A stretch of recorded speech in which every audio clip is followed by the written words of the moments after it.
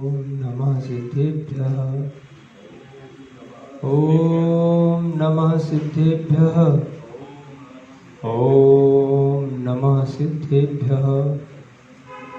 मङ्गलं भगवान् वीरो मङ्गलं गौतमो गणे मङ्गलं कुन्दकुन्दाद्यो जैनधर्मोऽस्तु मङ्गलम् सर्वमङ्गलमाङ्गल्यं सर्वकल्याणकारकं प्रधानं सर्वधर्माणां जैनं जयतु शासनं वन्दे विद्यादिसागरम्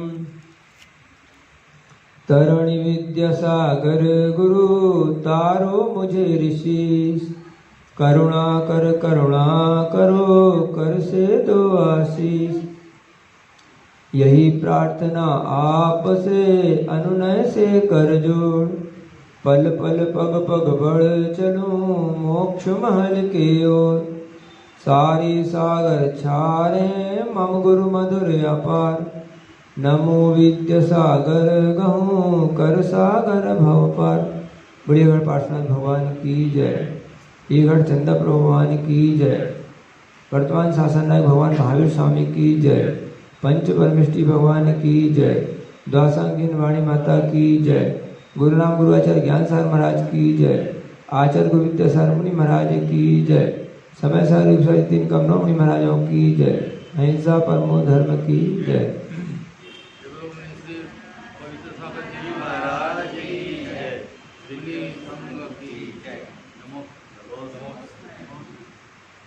कल आयुबंध के प्रकरण को समझा।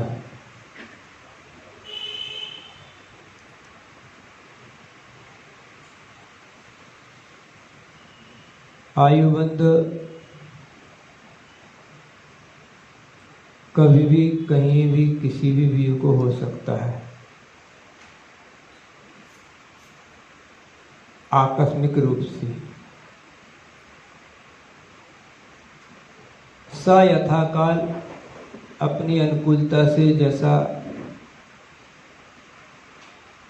नवबंधाक्षण के रूप में बताया वह एक अलग प्रक्रिया है।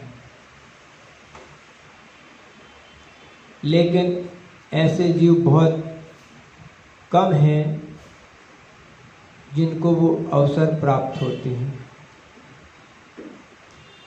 अब लेकिन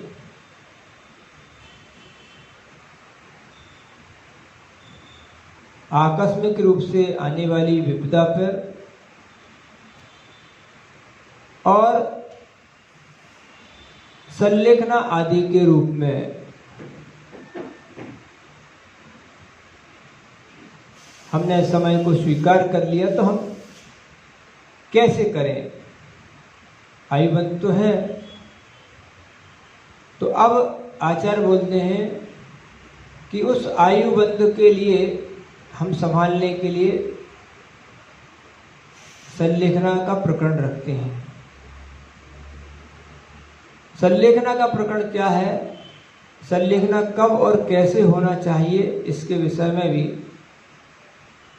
आचार्यों ने एक ही गाथा दी और वो गाथा पर्याप्त है। उपसर्गे दुर्भिक्षे जरसी रुजायाम चन्नी प्रतिकारे धर्माय तनु विमोचन माहु संलेखना मार्या।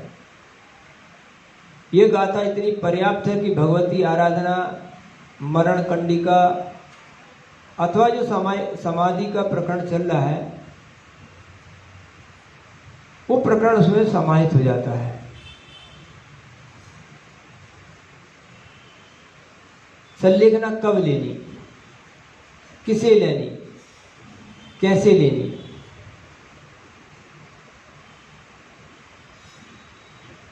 जब भी आयु कर्म पर ऐसा घात हो जावे कि मरण ही जरूरी हो गया है, अवश्यंभावी रह गया है, मरण ही इसका रिजल्ट है, दूसरा कोई उपयोग हो नहीं सकता, तब आपको संलेखना लेनी है।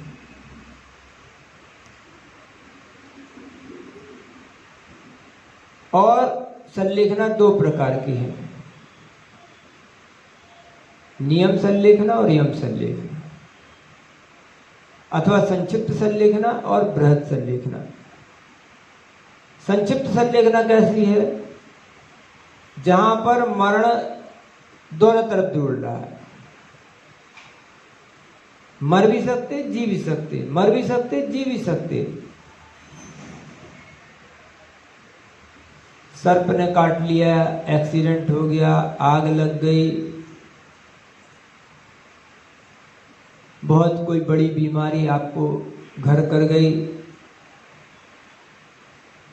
इसका इलाज भी संभव है और इलाज संभव नहीं है।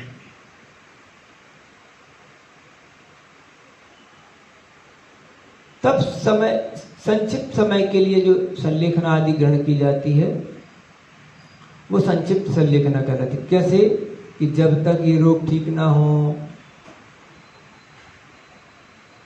अथवा 1 महीने के लिए, 1 दिन के लिए, 1 घंटे के लिए मैं संलेखना लेता हूँ। हम साधु लोग जब नदी, पर्वत, जंगल आदि को पार करते हैं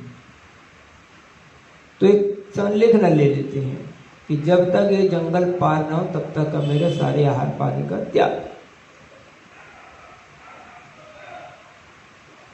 ये नदी को पार करना है, क्योंकि नदी को पानी में जाना है। वैसे भले ही लिखा है कि घुटने तक के पानी में जाना है, लेकिन घुटने तक के पानी में भी ऐसा कोई बहाव आ सकता है, और अपन ने देखा भी है, सैकड़ों बार अपन पढ़ते हैं पेपर आदि में कि बच्चे लोग हैं नदी में स्नान करने गए और इसी तरह से ऊपर से बाढ़ आ गई या बांध ने पानी छोड़ दिया और वो उसी में बह गए।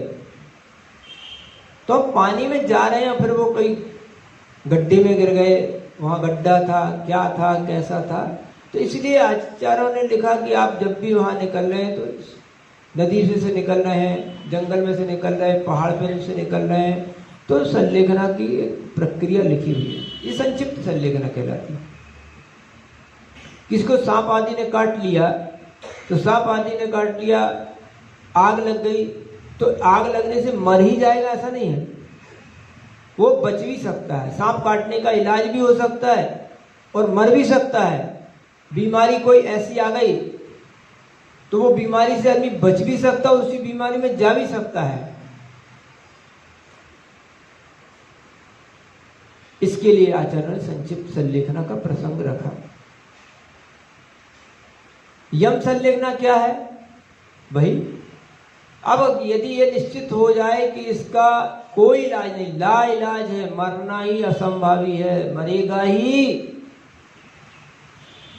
तो यम संलेखना ले लेती है।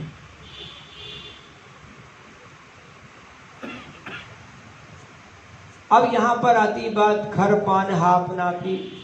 धीरे धीरे धीरे धीरे इस प्रसंग को, भोजन पानी को क्रमशः कम कर दे। लेकिन मुख्यतः से जो संलेखना का प्रसंग है, वो संलेखना का प्रसंग और आयु कर्म के बंध का प्रसंग कसाय, 2 प्रकार की संलेखना है, कसाय संलेखना और शरीर संलेखना, है ना। काया संलेखना, काया को क्रश करना और कसायों को क्रश करना।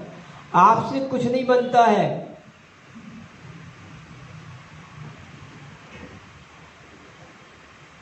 किस समय आहार का त्याग करें, कितने समय के लिए करें, नहीं करें, कब उसे भूख लग जाएगी, कब उसे प्यास लग जाएगी, कब कोई डॉक्टर दवाई देने आ जाए।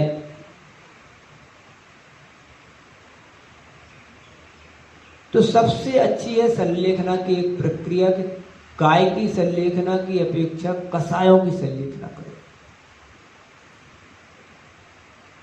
उस व्यक्ति से क्षमा है, याचना है, जीवों के प्रति राग द्वेष के भाव हैं, मोह ममत्व है, किसी को बुलाने भगाने, कुछ कहने सुनने के भाव हैं। ऐसे आर्त-रौद्र परिणामों से उसे मुक्ति दिलाओ। या अपने आप को भी अपन को करना पड़े तो अपन इसकी प्रक्रिया ज्यादा रखे, इस बात की प्रक्रिया कम रखें। कदाचित आप आगम में लिखा है, एक मुनि महाराज की संलेखना के लिए 48 साधुओं की जरूरत पड़ती है। अब 48 साधु तो आज भी इकट्ठे नहीं मिलेंगे।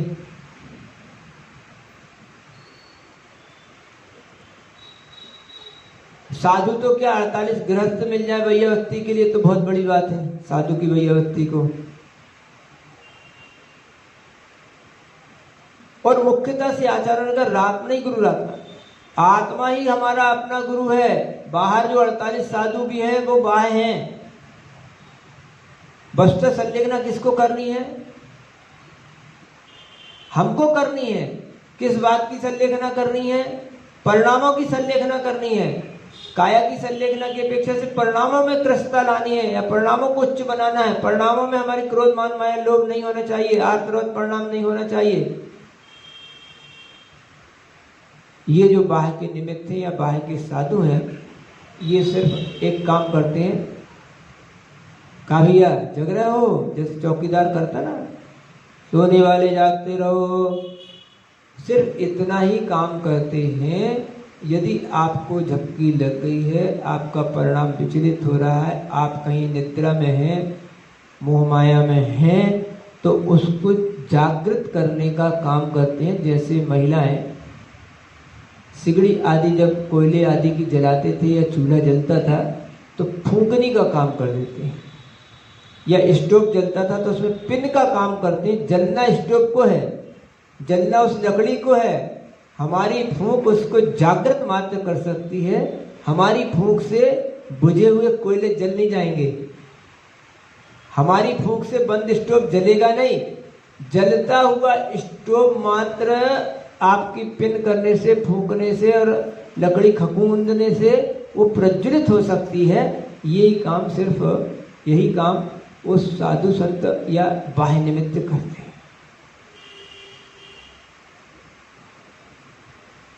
तो जो हमने अपने जीवन में किसी से राग द्वेष रखा है, किसी से मोह माया रखी है, किसी से लड़ाई झगड़ा किया है, तो वो हम जितना अपने परिणामों को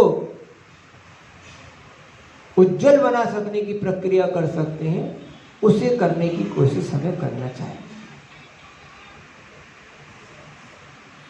चाहे वो प्रथमान योग की चर्चा हो, चाहे करणान योग की चर्चा हो, चाहे द्रव्यान योग की हो, चाहे चरणान योग की।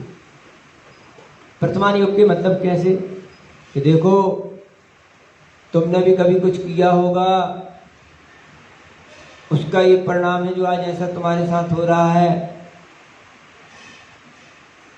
अब उन पर दोष मत दो, इस तरह की चीज। अपने परिणामों को उज्जवल बनाओ, देखो फलाने महाराजों ने ऐसा किया था, फलानों ने ऐसा किया था, जो आप समाधि पाठ आदि पढ़ के उनको संबोधित करते हैं। तो इस तरह से उस जीव को परिणामों की अपेक्षा से निर्मल बनाना चाहिए, क्योंकि हो सकता है कि इन जो बाह्य त्यागों के निमित्त से उसे विकल्प हो सकता, आप भी विकल्प कर सकते, क्योंकि आप जानते ही नहीं।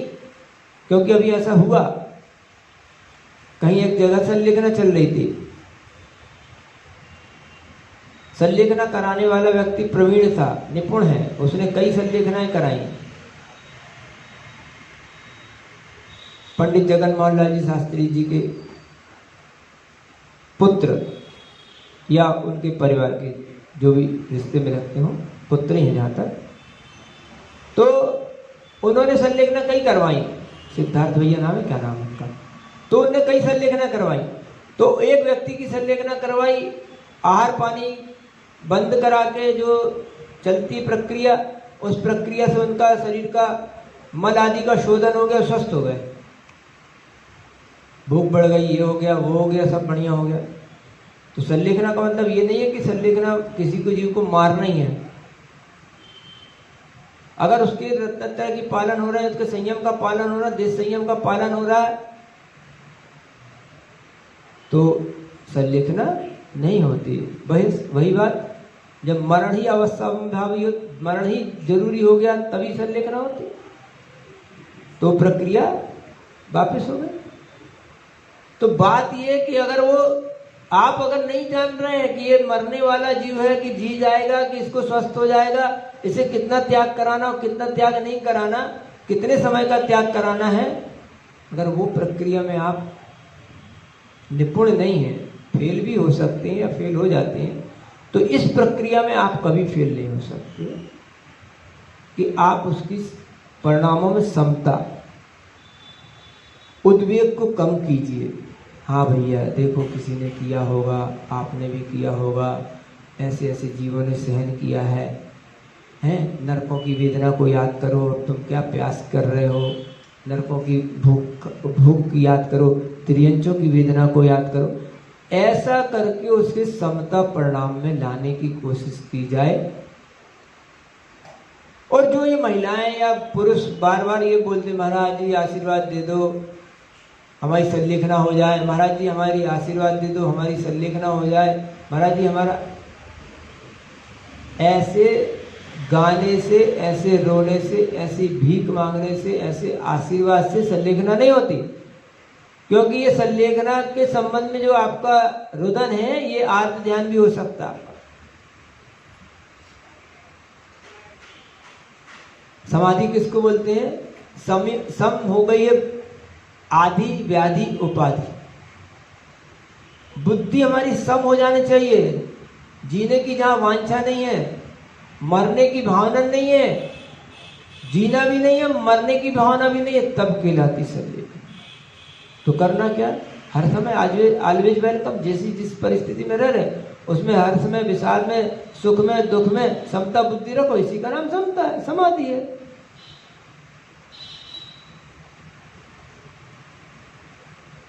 इसका नाम समाधि नहीं कि महाराज जी हमें उपवास करके, एकासन करके और महाराज जी के पास ले जाके किसी ने तुम्हें डाल दिया और फिर बोले भैया सुनो ओम बोलो, यही भर का नाम संलेखना है क्या?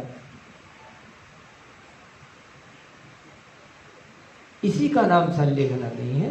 हर्ष में, विषाद में, खान में, पियन में, जैसे बोलते हैं ना, नाम में, स्थापना में, द्रव्य में, क्षेत्र में, काल में, सब में हमारी समता रूप बुद्धि अगर है, हमारे किसी के प्रति राग द्वेष मोह माया नहीं है, कोई आर्त क्रोध ध्यान नहीं है, तो समझना उस व्यक्ति की संलेखना ही चल रही है। तो क्या आचार्य ने लिखा? सामायिक चारित्र अलग है, सामायिक प्रतिमा अलग है, सामायिक आवश्यक अलग है। इसी तरह से एक तरह से चलती प्रति समाधि है ये। अब क्या, अगर आपका संकल्प त्याग व्रत रूप में है, आप प्रवचन सुन रहे समता परिणाम में, और अभी अभी आपके ऊपर से पंखा गिर जाए और आप खत्म हो जाए, संलेखना समाधि हमारी। परिणाम समता रूप होना चाहिए। उस समय आपको त्याग व्रत आदि हो जरूरी नहीं है। जो त्याग व्रत जो क्या है, जैसे एक इंद्रिय जीव है, कोई एक इंद्रिय जीव है, निगोदिया है। अब वो निगोदिया जीव मरते ही मनुष्य पर्याय पा जाता है। ये क्या हुआ? ये संलेखना समाधि का ही परिणाम है। जो एक इंद्रिय से वो मनुष्य हो गया, उसे उधर उधर किसने संलेखना कराई उसकी? यानी उसकी समता रूप परिणाम है। कसायों में उद्वेग कम है, कसायों की तीव्रता कम है। उस कसाय की तीव्रता के अभाव में वो एक इंद्रिय से सीधे मनुष्य पर्याय पर आ गया। इसकी कसाय मंदता को हम संलेखना नहीं बोलते। जैसे कोई बच्चा घर में, स्कूल में, घर में पढ़ता है, मम्मी पापा से बहुत से रंग का ज्ञान सीख लेता है, ABCD भी सीख लेता, बोली भाषा सीखेगा ना, इधर आओ उधर आओ, ये हिंदी सीखा कि नहीं उसने?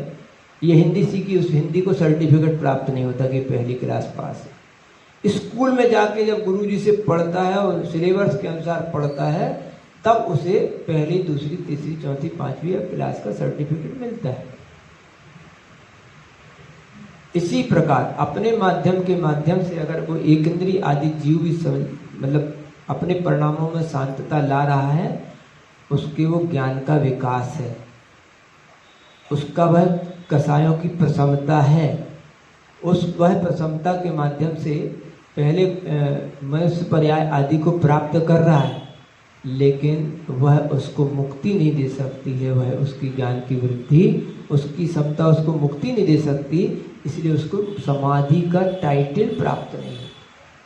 समाधि का टाइटल सम्यक दृष्टि व्यक्ति को, जिस व्यक्ति को, महाव्रतियों को ही प्राप्त होता है, क्योंकि वह संलेखना और समाधि उसको मोक्ष में जाने में कारण बनती है, इसलिए उसे समाधि का टाइटल मिलता है। लेकिन प्रगति का टाइटल उसे यहाँ से मिल रहा है। वो प्रगति का टाइटल जो मिला है उसकी कसाई की प्रसन्नता के बिना नहीं हुआ है। इसे आप समाधि कहो या समाधि ना कहो, ये आपकी विशेषता है, लेकिन उसने अपने समता परिणाम किए, अन्यथा वो क्रोध की तीव्रता आदि में अन्य गतियों में भी जा सकता है। ये प्रसन्नता जो है, ये प्रसन्नता ही उसकी उन्नति का कारण है। ऐसी ही उन्नति हम अपने कसाय की प्रसन्नता से ही कर सकते हैं। अगर आप सम्यक दर्शन के साथ वो प्रसन्नता लाते हैं, अगर आप देश संयम के साथ वो प्रसन्नता लाते हैं, यदि आप वो महाव्रतों के साथ प्रसन्नता लाते हैं, तो वह आपकी संलेखना समाधि के अंतर्गत आता है। लेकिन संलेखना और समाधि तभी सार्थक कही जाएगी या संलेखना समाधि तभी मानी जाएगी जब वो कसाई की प्रसन्नता के साथ जुड़ी हुई हो। बाह्य में आहार पानी के त्याग के साथ अगर वो संलेखना है और अंतरंग में कसाय संलेखना नहीं हुई, तो वो संलेखना नहीं कही जाएगी। भले ही आप डोली में ले जाओ, है ना, नारियल में इसके माध्यम से जला दो, घी के साथ जला दो, चंदन के साथ जला दो, डोली बनवा दो, है, और पीछे उधर टांग दो, कमंडल उधर टांग दो, इन सब बातों से। और जो घर के पुरुष लोग हैं या महिलाएं हैं, वो 13 दिन और 8 दिन की सूतक पालें या ना पालें कि भैया वो ग्रह त्यागी हो गए थे, वो तो मुनि महाराज हो गए थे, सब कुछ अच्छा हो सकता है, लेकिन उस जीव की उन्नति तभी होगी जब वह कसाय की प्रसन्नता के साथ मरण को प्राप्त होगा।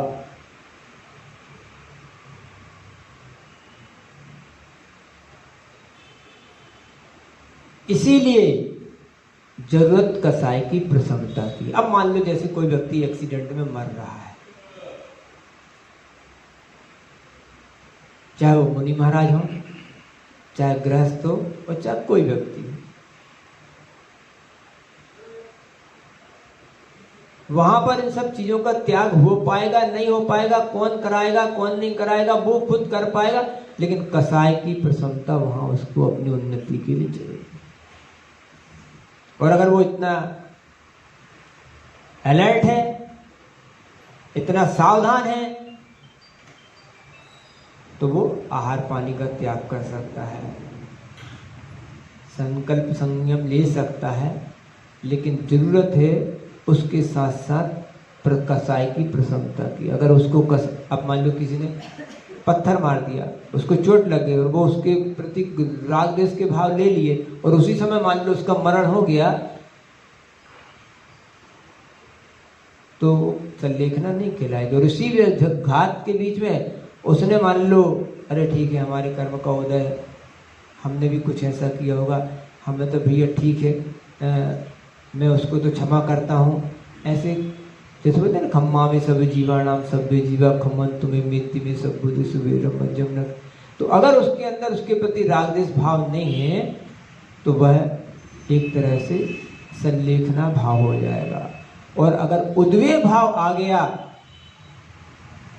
हमारा क्या होगा, हमारे बाल बच्चों का क्या होगा, वो हम तो तिजोरी खुली छोड़ आए हैं, अब वो धन पैसे कहाँ किसके हाथ लगेंगे, मैं तो यहाँ डला हूँ, मेरे घर कौन खबर देगा।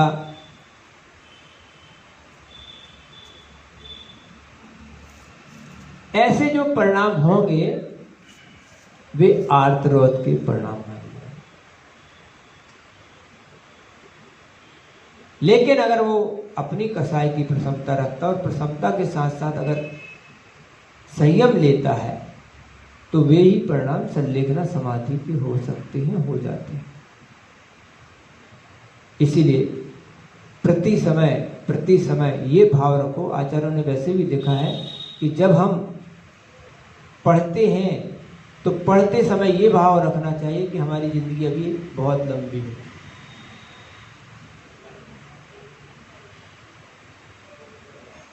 और संयम के भाव के समय ये भाव आना चाहिए कि बस मौत सामने खड़ी है, चोटी पकड़ के मौत खड़ी है, इसीलिए प्रत्येक समय अगर आयु कर्म से बचना है, आयु कर्म की अवनति से बचना है, तो प्रत्येक समय आपके परिणाम सावधान रहने चाहिए।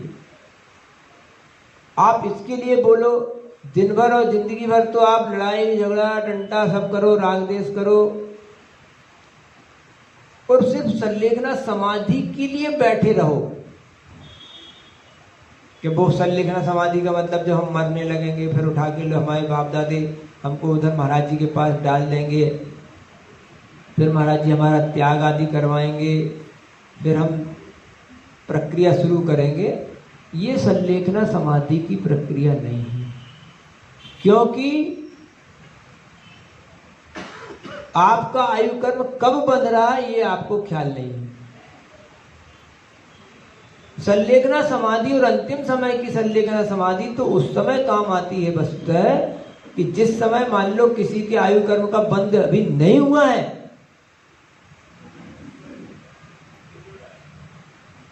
उस समय काम आती है। दूसरी बात तब काम आती है कि जिस समय अगर आपका आयु कर्म का बंध हो गया, जैसे कल अपन ने चर्चा की, उसमें सुधार कार्य संभव है। वो आयु कर्म के समय अंत समय का सुधार काम संभव है कि अगर मान लो आपने नरक गति भी बांध ली तो ठीक है, सप्तम नरक नहीं जाओगे, पहले नरक चले जाओगे। त्रियंच पर्याय में कोई गति बांधी है तो त्रियंच पर्याय में भोग भूमि चले जाओगे। स्वर्ग में भी है तो 10,000 वर्ष की आयु नहीं पाओगे, ऊपर के स्वर्गों की आयु पा जाओगे अगर संलेखना समाधि के माध्यम से जा रहे हैं। अंतिम समय की बात कर रहा हूं। आप प्रत्येक समय तक 24 घंटे तक तो हर्ष विषाद में डले हो। अगर नरक आयु का बंद हो गया तो, तिर्यंच आयु का बंद हो गया तो, मनुष्य आयु का बंद हो गया तो, देवायु का बंद हो गया तो फिर उसमें परिवर्तन असंभव है, असंभव है। सिर्फ उत्कर्षण और उत्कर्षण हो सकता है।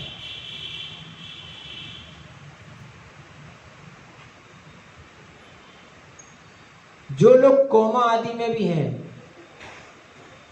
अब कोमा वाले को तो हम कुछ त्याग करा नहीं सकते, न तो वो सुनता है ना हमारी सुनता है। हम उसे उद्बोधन दे सकते हैं क्योंकि वो सुनता है। ध्यान रखना, कोमा वाला सुनता है, रिप्लाई भर नहीं देता। जैसे मान लो आप मुझे चौटिया लें और हम कुछ नहीं बोले तो आप क्या समझोगे? सो रहे कि जग रहे? मतलब कोई व्यक्ति सो रहा है, उसको चौटिया लिया, उसने देख लिया कि आपने हमें चौटी ली। अब वो आप प्रतिक्रिया नहीं व्यक्त करे तो आप पता नहीं लगा सकती सो ही रहा है कि, या मान लो हमको दर्द हो रहा कि नहीं हो रहा, प्रतिक्रिया से समझ में आता, छोड़ छोड़ छोड़, तब समझ में आता कि आपको दर्द हो रहा है। इसी तरह से कोमा वाला जो व्यक्ति है, कोमा वाला व्यक्ति पूरी बातें सुनता आपकी, उसका चिंतन मनन भी चलता रहता है, सिर्फ रिप्लाई नहीं मिलती है। क्या चिंतन कर रहा है ये नहीं मालूम, क्या तकलीफ हो रही ये नहीं पता चल रही। आप आ गए उसके सामने, ऐसे ऐसे आंखें फेर के दे रहा, क्यों ऐसा ऐसा क्यों देखता है वो? क्योंकि वो आंखें घुमा नहीं सकता, रिप्लाई नहीं देता। सुई चुबो दो, आप सामने खड़े हो जाओ या कुछ चीज देख ले, ठंडी लग रही गर्मी लग रही बोले, लेकिन उसको ठंडी लगती है, उसको गर्मी भी लगती है, वो चिंतन मनन भी करता, वो आपकी बातें पूरी सुनता। क्योंकि जो कोमा जिनके टूटे हैं, जो कोमा से बाहर निकले हैं, उन्होंने जो अपनी अभिव्यक्ति व्यक्त की, इससे साफ सिद्ध होता कि कोमा वाले को पूरी, क्योंकि चेतना है ना, अभी जीवन है, चेतना है, तो चेतना होने से उसके चिंतन मनन और हर्ष विषाद संवेदना उसकी मरी नहीं है, पूरी जिंदा है, व्यक्त नहीं कर पाता है। इसलिए जो संलेखना वाले व्यक्ति भी हैं, संलेखना वाले जो कोमा वाले व्यक्ति भी हैं, उनको आप वन वे ट्रैफिक समझना, हमारी सुनते जाओ। तुम तो आपके अंदर क्या चल रहा है ये हम नहीं जान पाएंगे, अगर आप चाहो तो इस तरह से कर सकते हो, ये उसकी प्रक्रिया है। तो हम उसे संबोधन कर सकते हैं कि भैया ऐसा भूल जाओ, हम आपकी बात नहीं सुन रहे हैं, आपको कहने सुनने का जो भाव हो वो कहने सुनने का भाव छोड़ दो। किसी ने भैयावती की है नहीं की है, इलाज किया है नहीं किया है, उसके प्रति राग द्वेष परिणाम छोड़ दो, और अपना परिणाम धर्म ध्यान में लगाओ, ऐसा उसे संबोधन हम दे सकते हैं। अपनी कसाय में प्रसन्नता रखो, किसी को डांट डपट झगड़ा तगड़ा ये भाव नहीं रखो। ये वो जो कोमा वाला व्यक्ति है, उस कोमा वाले व्यक्ति को हम इस तरह से समझो।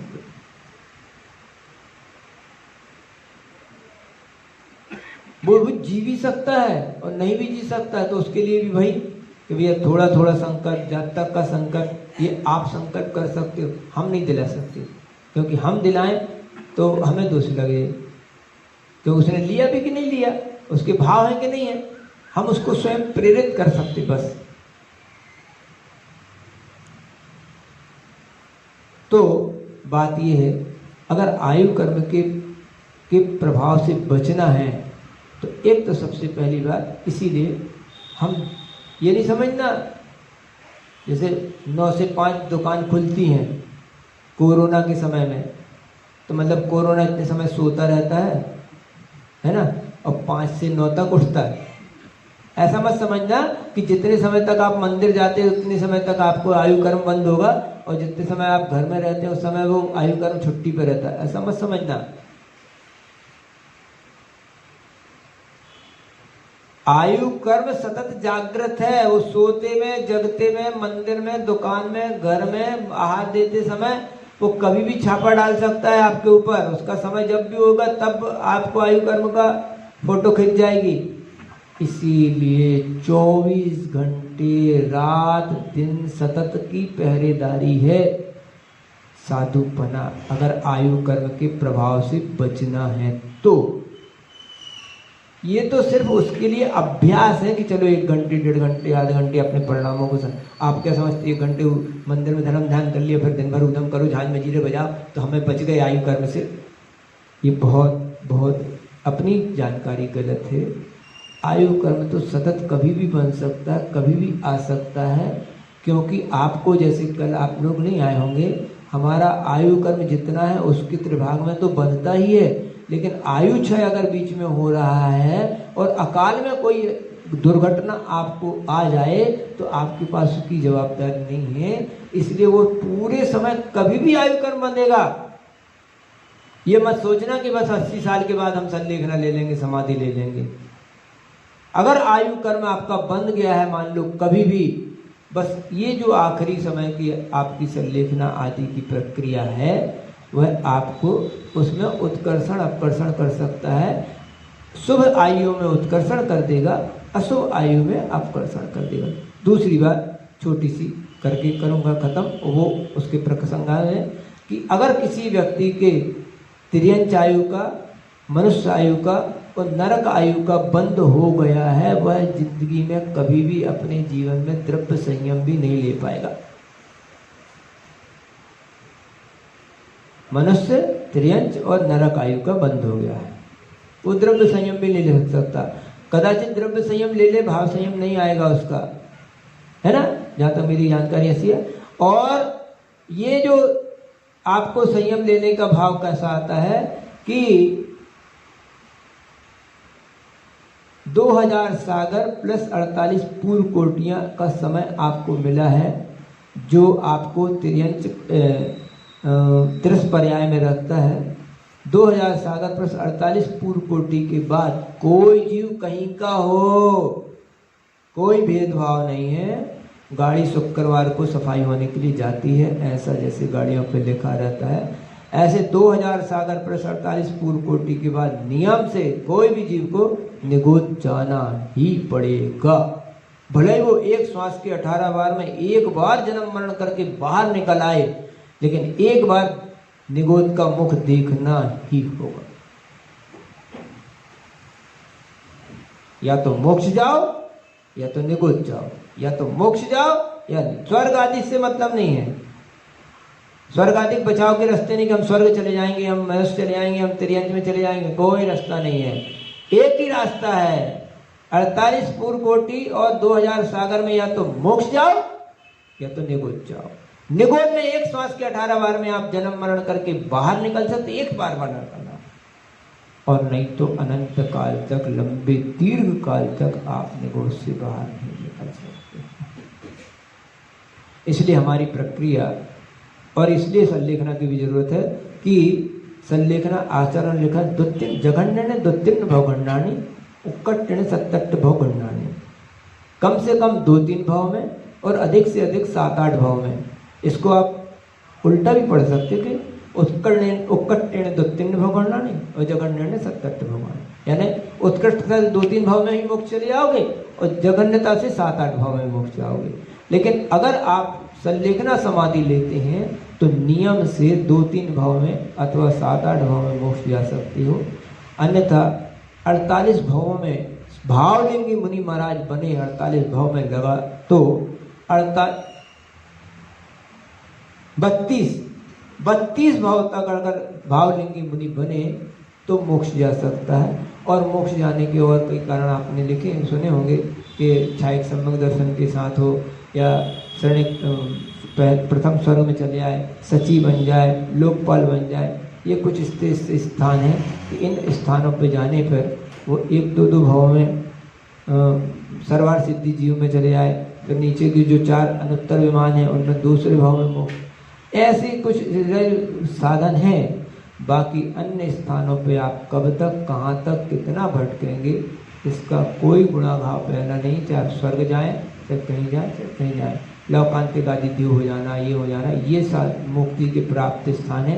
अन्यथा 2000 सागर प्लस 48 पूर्व कोटि में या तो मोक्ष जाओ या तो निगोच जाओ। अपनी ये पर्याय अभी 10 पर्याय है, अगली पर्याय कौन सी होगी इसकी कोई गारंटी नहीं है। इसीलिए बंधु, हमें अपने जीवन में मोक्ष पुरुषार्थ के लिए संलेखना समाधि का ध्यान रखना चाहिए। अगर अपने जीवन में संलेखना समाधि हो तो हम अभी भी तीसरे भाव में मोक्ष जा सकते हैं। ये भाव, यहाँ से स्वर्ग, स्वर्ग से फिर मनस, मनुष्य से मोक्ष। एक रास्ता वो है जो लोग ऐसा बताते हैं, वो शॉर्टकट भी है शॉर्टकट। यहाँ से सीधे विदेह क्षेत्र जाओ और विदेह क्षेत्र से मोक्ष चले आओ, उसकी चर्चा फिर कभी करेंगे कि वहाँ कैसे जाते हैं। ऐसा तो नहीं है कि विदेह क्षेत्र जाने में कहाते जी जैसे कोई जेब कट कर दे, कोई गला काट दे, कोई कुछ कर दे, इसकी चर्चा फिर कभी करेंगे। आज इतने फिर हिंसा होता है।